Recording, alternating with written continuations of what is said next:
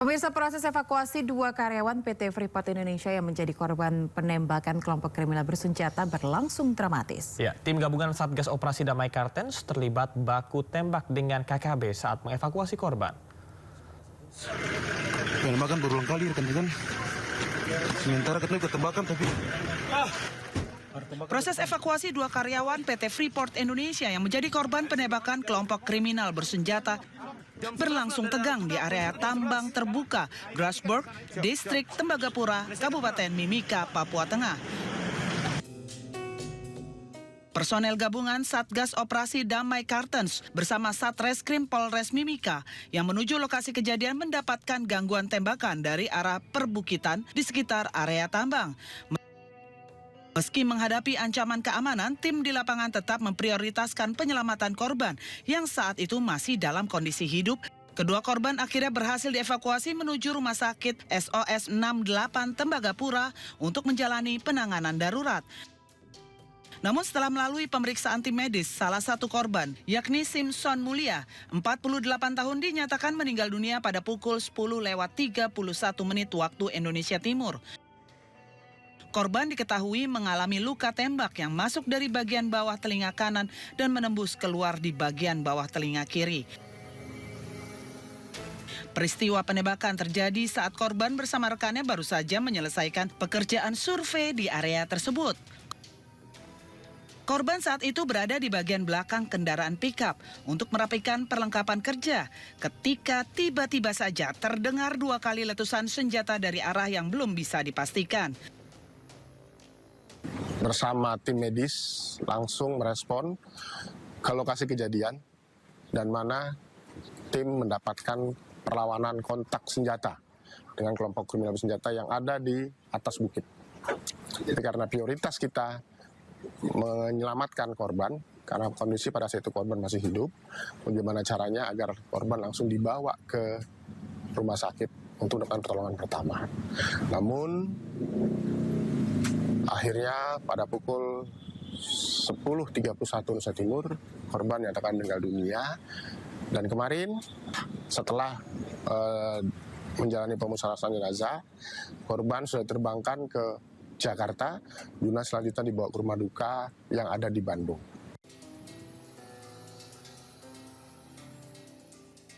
Dari Tembagapura, Papua Tengah, Chandri Suripati, iNews melaporkan. Kejaksaan Negeri Jakarta Barat, pemirsa, serahkan uang rampasan negara sebanyak 530 miliar rupiah dari tindak pidana pencucian uang judi online. Ya, uang tersebut dirampas dari tindak pidana perjudian online dengan terpidana Oi Hengki Wiryo.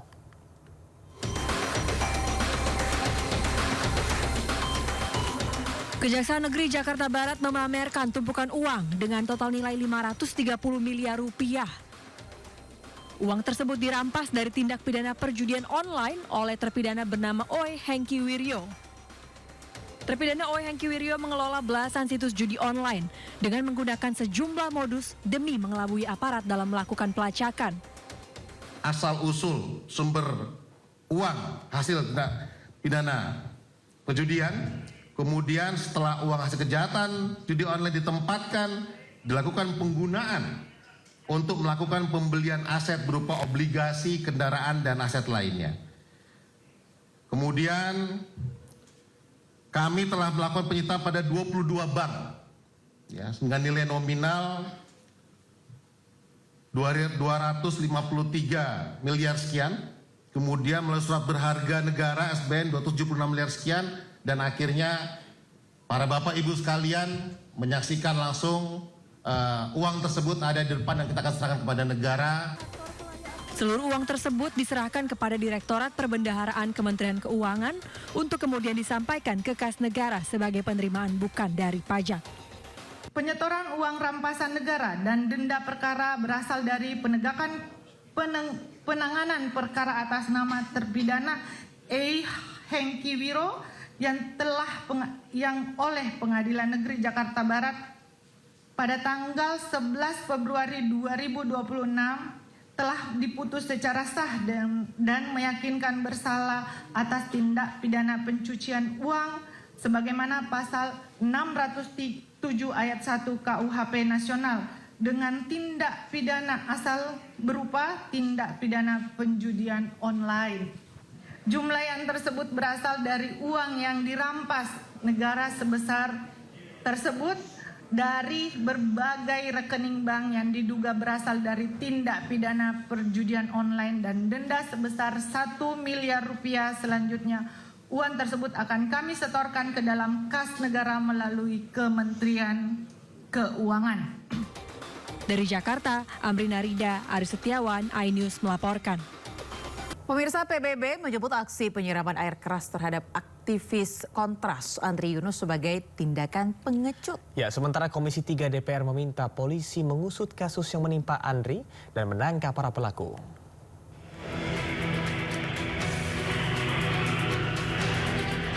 Kasus penyiraman air keras yang dialami aktivis Komisi untuk Orang Hilang dan Korban Tindak Kekerasan atau Kontras, Andri Yunus memantik kemarahan banyak pihak.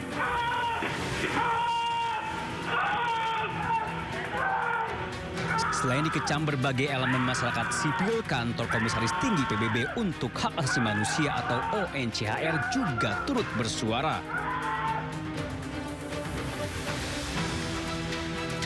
Diunggah di akun media sosial, PBB menyebut sangat prihatin atas serangan yang dialami Andri Yunus.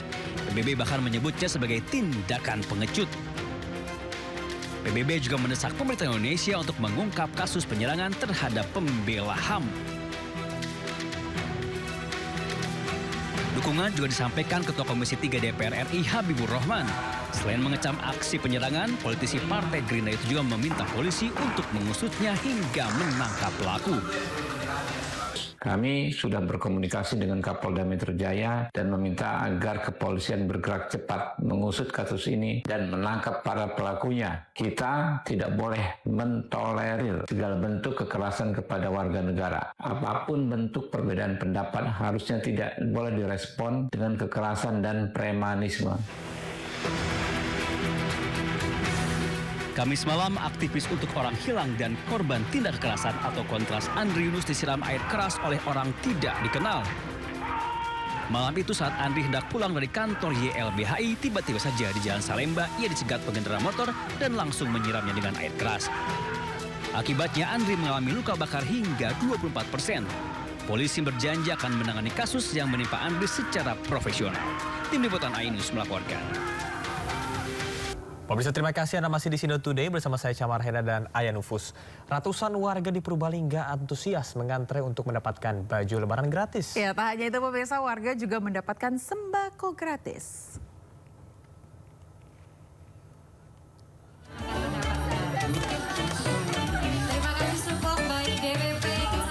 Ratusan warga mengantre di halaman kantor Kementerian Agama Kabupaten Purbalingga, Jawa Tengah. Ratusan warga saling berdesakan untuk mendapatkan baju lebaran sesuai keinginan yang akan dipakai saat Hari Raya Idul Fitri. Tak ada syarat apapun untuk bisa mendapatkan baju lebaran gratis. Warga cukup datang dan mengantre dan bebas memilih satu setel baju lebaran dan paket sembako dan sayuran gratis. Warga sangat gembira dengan digelarnya bazar gratis yang digelar kantor Kementerian Agama Purbalingga. Sayuran, baju, sama sembako. Bayar apa enggak? Gratis. Semuanya gratis. Waduh. Oh, rencananya buat apa aja ini, Bu? Kayak sayuran. Masak ini. Lebaran. Bajunya buat lebaran. Kita menghadirkan sesuatu yang bermakna bagi masyarakat, sembako. Kenapa kita tidak nyun sewu tebus murah atau apapun, dan insya Allah tadi disampaikan oleh Pak Asisten, ini bagian dari tabungan kita. Dalam waktu kurang dari 1 jam, ratusan paket sembako dan baju lebaran yang disediakan ludes tak tersisa. Panitia berharap pembagian baju lebaran gratis ini akan meringankan beban warga pada Hari Raya Idul Fitri. Dari Purbalingga, Jawa Tengah, Catur Erdi Purwanto, iNews melaporkan. Ya, selamat pagi, salam. Silahkan dengan laporan Anda. Ya, Samar, Ayah dan juga pemirsa, untuk kondisi terkini situasi arus lalu lintas di kawasan Pelabuhan Merak ini masih terpantau normal. Belum terlihat adanya peningkatan jumlah volume kendaraan yang signifikan begitu untuk menuju ke Pelabuhan Bakauheni Lampung dalam melakukan aktivitas perjalanan mudik di masa angkutan Lebaran 2026 ini. Karena memang berdasarkan informasi terakhir yang kami dapatkan dari pihak ASDP, ini menyebut bahwa data per kemarin selama kurun waktu 24 jam terakhir, ini sudah ada lebih dari 11.566 kendaraan yang telah diberangkatkan menuju ke Pelabuhan Bakauheni Lampung dalam melakukan perjalanan mudik. Tentu jumlah ini menurun, Samar, Ayah dan juga pemirsa, jika dibandingkan dengan periode tahun lalu, ya bahkan turunnya ini besarnya 20,7%. Kita akan coba untuk berbincang bersama dengan salah satu pemudik ya, mungkin di sini sedang menunggu. Halo, selamat pagi Bapak, dengan Bapak siapa namanya? Dengan Pak Yudison. Pak Yudison. Ya. Ini dari mana, terus tujuannya ini dalam rangka mudik apa gimana, dan kalau misal tujuannya mudik ini mau kemana Pak? Dari Bintaro mudiknya ke Padang Kota. Ya. Oke, Pak, ini kenapa Pak alasannya Pak lebih milih berangkat lebih awal nih dibanding nanti-nanti berangkatnya nih? Supaya nggak terlalu macet. Ya, kan bisa bahaya juga kalau macet ya kan, sama anak-anak ya kan. Oke. Ini sudah tiap tahun rutin mudik Pak, apa sudah berapa tahun nggak mudik nih? Ini kalau tiap tahun pulang mudik ya. Perbandingannya gimana Pak kalau dibandingkan dengan tahun-tahun sebelumnya gitu nih untuk di Pelabuhan Merak ini? Kalau melihat di Pelabuhan Merak untuk sementara ini ya lancar. Kalau saya kan pulang duluan ya kan, dilancar ya kan. Berarti tiap tahun emang selalu lancar terus ya Pak ya? Ya alhamdulillah lancar ya. Untuk channelnya. Oke. Untuk arus baliknya nanti Pak rencananya pulang di tanggal berapa? Mungkin di sekitar tanggal 27 lah. 27, oh berarti udah mulai mencapai arus balik juga deh. Alasannya kenapa nih Pak milih di tanggal itu Pak? Nggak terlalu macet juga kan. Kalau pulang tanggal 25 itu kan macet juga itu. Oke. Makanya dikurangin ya kan. Oke. Kalau kita boleh tahu Pak, tadi dari Bintaro ke sini sudah mulai ada ketersendatan lalu lintas. Untuk kemacetan sendiri apa gimana tadi? Lancar ya. Lancar ya? Iya. Oke, siap. Soalnya kan kita berangkat habis subuh, jadi lancar alhamdulillah. Oke, siap. Terima kasih Pak Yudison informasinya. Nah, itu dia Samar, Ayah dan juga pemirsa, bincang kami bersama dengan salah satu pemudik yang memang hendak menuju ke Kota Padang. Memang kalau kita perhatikan di sini di belakang saya, ini memang sudah ada dari antrian sejumlah kendaraan yang rencananya sesaat lagi ini akan menaiki kapal yang mereka sudah pesan begitu untuk pemesanan tiketnya beberapa waktu yang lalu. Karena memang seperti informasi yang kami dapatkan dari pihak ASDP, ini mayoritas pemudik lebih memilih waktu perjalanan mudiknya terutama pada waktu gelap. Karena pada waktu gelap mereka memang sengaja untuk melakukan perjalanan mudik untuk menghindari panas terik matahari. Karena kalau kita lihat Ayah, Camar dan juga pemirsa, pada hari kemarin ini cuaca terik panas sekali ya di Pelabuhan Merak ini. Bahkan kemarin ini cuaca tembus sampai 32 derajat Celcius. Namun bisa dirasakan oleh sejumlah warga, bahkan cuacanya atau suhunya ini mencapai 36 derajat Celcius, yang menyebabkan inilah masyarakat pada akhirnya memilih waktu perjalanan mudiknya pada waktu gelap agar mereka juga bisa beristirahat dengan nyenyak begitu ketika pada waktu gelap dibandingkan pada waktu siang hari.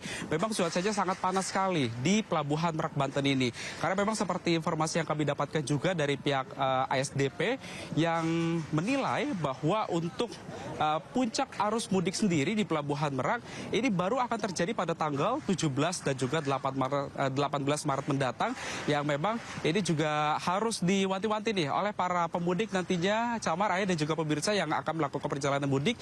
Ini bisa mengatur kembali waktu perjalanannya agar nantinya tidak terjadi adanya ketersendatan arus lalu lintas. Karena memang dari PT ASDP sendiri nantinya akan memberlakukan rekayasa lalu lintas seperti delay system dan juga single ticket yang ini baru pertama kali dilakukan pada tahun ini. Di mana nantinya delay system ini sejatinya memang sudah diberlakukan selama beberapa tahun terakhir.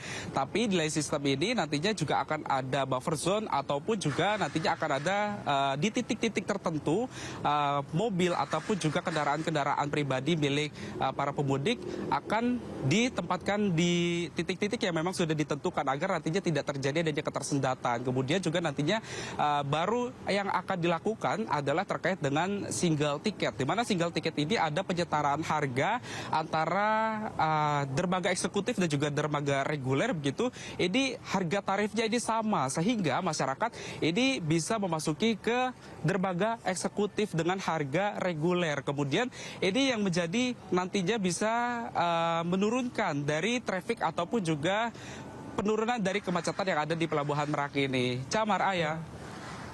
Baik, terima kasih rekan Salam Rahmat yang tadi melaporkan bahwasanya di Pelabuhan Merak ini sudah mulai terlihat ya di belakang Salam. Ini antrian kendaraan dan akan lebih ramai pada malam hari. Terima kasih rekan Salam, selamat bertugas kembali. Tetap hati-hati.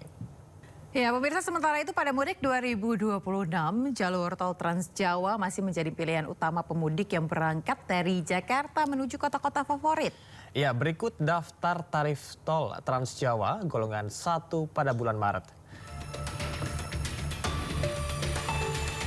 Pertama, tarif tol pada golongan 1 Jakarta menuju kota Semarang, gerbang tol Kali Kangkung sebesar Rp467.500. Kedua, Jakarta menuju kota Solo, gerbang tol Kolomandu, dikenakan tarif tol sebesar Rp565.500. Selanjutnya, Jakarta menuju kota Jogja, gerbang tol Prambanan, dikenakan tarif tol sebesar Rp622.500. Dan terakhir, Jakarta menuju kota Surabaya, gerbang tol Warugunung, dikenakan tarif tol Rp986.500.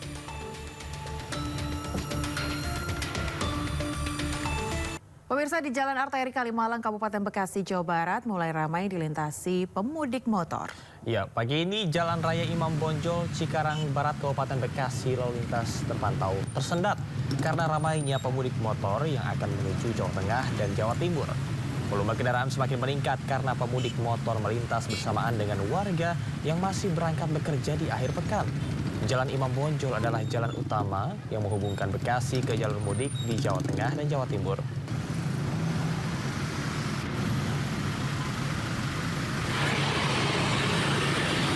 Ya, ribuan kendaraan pemudik terus melintas di tol Jakarta Cikampek dari arah Jakarta menuju sejumlah daerah di Jawa Barat, Jawa Tengah, dan Jawa Timur. Kepadatan kendaraan pemudik bahkan sudah terjadi sejak tadi malam. Pada sejumlah titik, pemirsa, arus lalu lintas terpantau padat namun masih bergerak perlahan.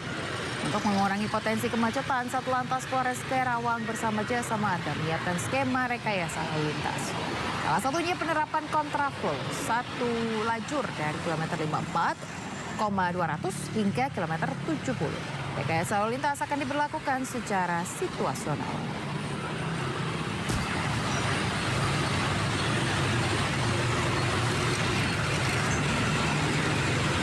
Ya, untuk mengetahui kondisi arus lalu lintas di Cikatawa ada rekan Nata Arman, pemirsa, yang akan melaporkan langsung untuk Anda. Ya, selamat pagi Nata, silahkan dengan laporan Anda.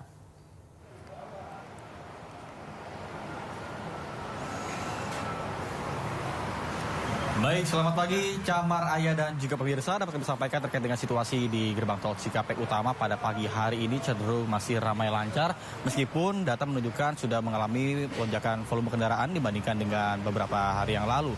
Dan dapat kami sampaikan juga bahwa untuk data per tadi pagi sekitar pukul 5 tercatat ada 28.000 lebih kendaraan yang sudah menuju ke kawasan tol Trans Jawa. Kemudian juga berbagai persiapan juga sudah dipersiapkan dari pihak polisian seperti rekayasa lalu lintas mulai dari kontraflow dan juga sistem one way atau satu arah. Untuk sistem kontraflow sendiri ini sudah dipasang barrier untuk nantinya ketika memang situasinya sudah mulai padat lalu lintas mengarah ke arah Jawa, ini akan diberlakukan secara sepenggal. Kemudian apabila semakin parah akan diberlakukan secara nasional atau sampai dengan gerbang tol Kali Kangkung. Kemudian dapat kami sampaikan juga bahwa untuk puncak arus mudik sendiri ini berlangsung mulai pada hari ini sampai dengan tanggal 17 diprediksinya. Kemudian untuk arus balik sendiri ini akan berlangsung pada tanggal 24 sampai dengan tanggal 28 Maret 2026.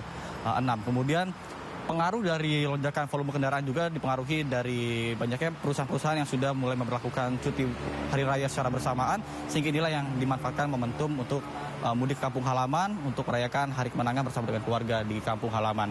Selain itu juga dapat kami sampaikan bahwa untuk dalam masa mudik Lebaran 2026, pihak Jasa Marga juga memberlakukan diskon tarif tol sebesar 30% tentunya. Ini berlaku mulai hari ini tanggal 15 sampai dengan tanggal 16 untuk arus mudik, kemudian untuk arus balik mulai tanggal 25 sampai dengan tanggal 27 2026. Kemudian bagi masyarakat yang ingin melakukan perjalanan menuju kampung halamannya, diperhatikan juga dari kondisi fisik, pastikan kondisi fisik Anda ini prima. Kemudian kendaraan juga mulai dari bannya, kemudian dari pengereman, karena beberapa kasus ini ketika pagi hari ini cerah, kemudian cuacanya siang hari cerah, tidak menutup kemungkinan bahwa sore hari ini bisa saja potensi turun hujan, sehingga jalur ini bisa menjadi licin, sehingga apabila kendaraan tidak dalam kondisi yang prima, ini tentunya sangat berbahaya. Kemudian jaga jarak kecepatan dan juga jarak pandang, karena memang untuk tadi sendiri pada pukul 6 sempat terjadi adanya kecelakaan lalu lintas yang terjadi di kilometer 71 akibat microslip. Sehingga jika memang Anda sudah merasa mulai lelah akibat berkendara lebih dari 4 jam, karena idealnya memang untuk berkendara sendiri 4 jam. Ketika sudah lebih dari 4 jam, disarankan untuk istirahat di rest area yang sudah disiapkan. Namun dengan durasi 30 menit agar nantinya bisa bergantian dengan kendaraan-kendaraan lainnya untuk melakukan istirahat agar tidak mengular ataupun banyaknya masyarakat yang tidak kebagian menggunakan bahu jalan. Tentunya ini berpotensi menimbulkan kemacetan juga. Selain itu, jika Anda memang tidak kebagian istirahat di rest area, Anda bisa keluar dari pintu tol terdekat untuk mengarah ke jalur arteri, yang tentunya di jalur arteri juga banyak sekali posko-posko mudik yang disediakan, baik itu dari pihak pemerintah maupun dari pihak swasta ataupun relawan yang bisa dimanfaatkan Anda untuk sekedar istirahat sejenak. Sementara saya kembalikan pada Anda di studio, Camar dan Ayah.